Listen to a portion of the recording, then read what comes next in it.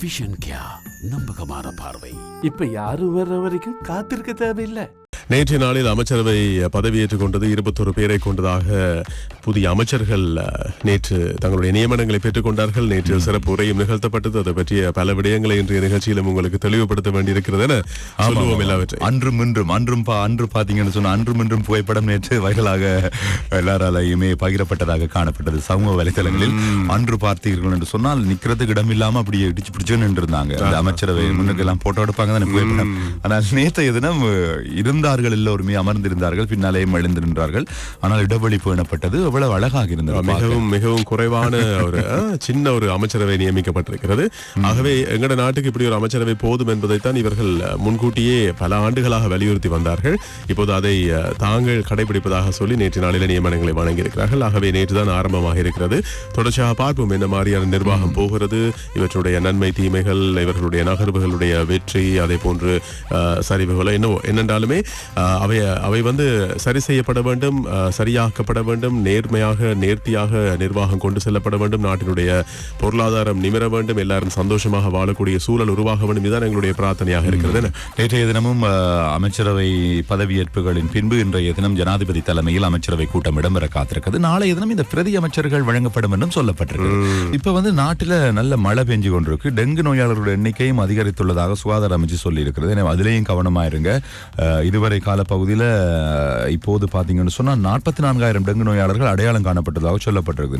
நவா கொழும்பு மாவட்டத்தில் தான் அதிகமான டெங்கு நோயாளர்கள் பதிவாகியுள்ளதாக சொல்லப்பட்டிருக்கு. எனவே கொழும்பு மாவட்டம், அதற்கு அடுத்தபடியாக களுத்துறை, கண்டி, ரத்னபுரி, யாழ்ப்பாணம் ஆகிய மாவட்டங்களிலும் அதிகளவான டெங்கு நோயாளர்கள் பதிவாகியுள்ளதாக சொல்லப்பட்டிருக்கிறது. சுற்றுப்புறச் சூழலை சுத்தமாக வைத்துக் கொள்ளுங்கள். இந்தியாவினுடைய இஸ்ரோ இருக்கிறதான இஸ்ரோ தானா தனியாகவும் ராக்கெட்டுகள் அனுப்பி கொண்டிருக்குதான் முன்வெளிக்கு. அதே மாதிரி இப்ப பாருங்கள், டொனால்ட் ட்ரம்பினுடைய ஆதரவாளராக இருக்கிற இலான் மஸ்க் இருக்காரு, அவருக்கு முக்கிய பதவி வர வழங்கப்பட்டிருக்கு டொனால்ட் ட்ரம்பால. நாங்கள் சொல்லி இருந்தோம். இன்னும் ஜனாதிபதியாக அவர் உத்தியோகபூர்வமாக பதவியேற்றுக் கொள்ளவில்லை. ஆனால் அவருடைய நியமனங்களை அவர் வழங்கிக் கொண்டிருக்கிறார்.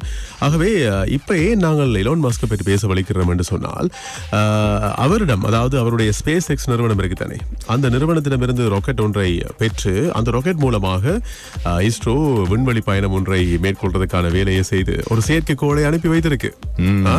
தனியார் நிறுவனம் ஒன்றுக்கு சொந்தமான, அதாவது இலான் மஸ்கினுடைய ஸ்பேஸ் எக்ஸுக்கு சொந்தமான ராக்கெட் மூலமாக செயற்கைக்கோள் ஒன்றை இந்தியாவினுடைய இஸ்ரோ அனுப்பி இருக்கிறது. அது புறப்பட்டு போயிட்டது, பறந்துடுது. ஓகே. உலகம் முழுவதும் பாத்தீங்கன்னு சொன்னா ஒவ்வொரு இடங்களிலையும் இந்த உலக போர் பதட்டமான ஒரு சூழ்நிலை, மத்திய கிழக்கு நாடுகளாக இருக்கலாம். அதே மாதிரி உங்களுக்கு தெரியும், ரஷ்யா உக்ரைன் போர்கள் எல்லாம் இடம்பெற்றுக் கொண்டிருக்கிறது. இந்த போர்களுக்கு மத்தியில அப்படியே பாகிஸ்தானையும் விட்டு வைக்கவில்லை. பாகிஸ்தான்லையும் பயங்கரவாத தாக்குதல் இடம்பெற்றுக் கொண்டே இருக்கிறது.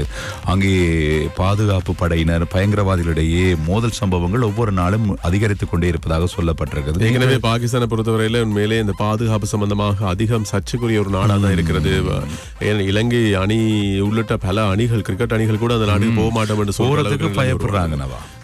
முதலே இருந்தது அந்த அந்த பதட்டம் இன்னும் தனியல, இன்னும் அப்படியே தொடர்ச்சியாக அதிகரித்து கொண்டே போகுது அப்படின்றத நாங்க சொல்ல முற்படுறோம். அதே மாதிரி இந்த பாகிஸ்தான்லயும் அந்த பொருளாதார சிக்கல்ல இருந்து இன்னும் மீளவில்லை. அந்த நாடும் பொருளாதார சிக்கல்களை தான் சிக்கி தவித்துக் கொண்டிருக்கிறார்கள். நிறைய மக்கள் பெரும் பாடுபட்டு கொண்டிருப்பதாகத்தான் சொல்லப்படுகிறது. நேற்றைய இடம்பெற்ற ஒரு பாரிய இந்த படையினருக்கும் பயங்கரவாதிகளுக்கும் ஏற்பட்ட தாக்குதல் 17 பேர் கொல்லப்பட்டுள்ளதாக சொல்லப்பட்டிருக்கிறது.